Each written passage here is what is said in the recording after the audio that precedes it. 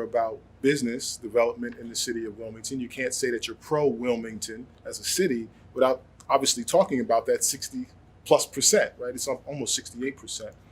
So that's number one. Let's get the data right? The data matters, right? The truth matters.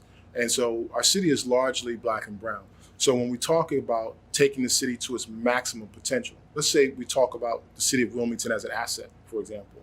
You want to optimize, you want to maximize the potential of any asset you have, your own self. We look at what we do every day and we say, how can I be the best person, the best small minority business development manager, right, that I can be?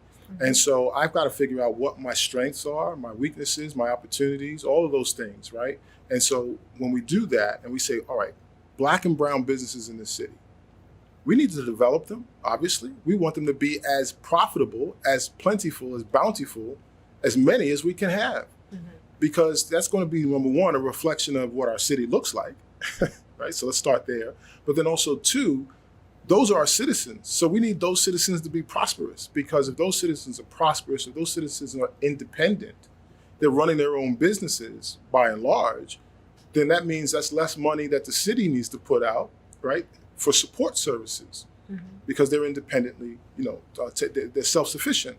And as a result, we can then use that revenue to reinvest in our other portions of the city, other services, other benefits, other programs, right? And so it's about being efficient. It's about maximizing potential. So black and brown businesses are critical to the growth of this city, where we want, not just where we are now, but really where we want to go in the future. Yeah, I would agree with that. Sure. Can you give me any example success stories of minority-owned businesses that have worked directly with you in your role? Where do I begin?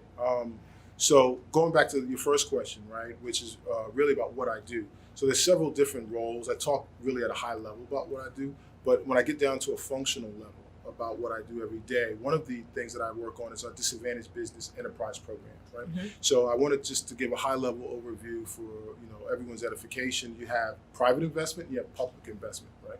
So private investment is what it sounds like. Right? Someone is an independent investor who chooses to spend their own money and access to capital on a project.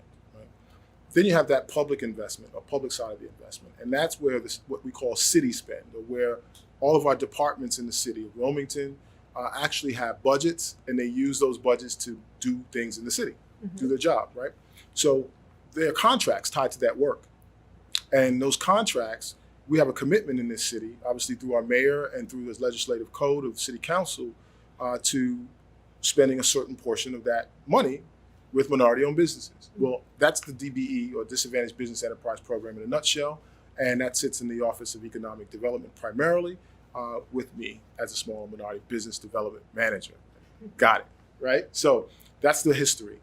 Example for it. So I referenced that program for a reason, because we've seen some great success, I'm happy to say and proud to say, in that program in the last 2 years, right? So one of the first things I did when I stepped into that role was to look at the program efficacy across the board, not just how much are we doing in programming and how much are we spending with businesses, but what's the quality of the disadvantaged business enterprises, or the DBEs, in the program too, right? We need to offer different types of businesses and options. So I'm happy to say, for the first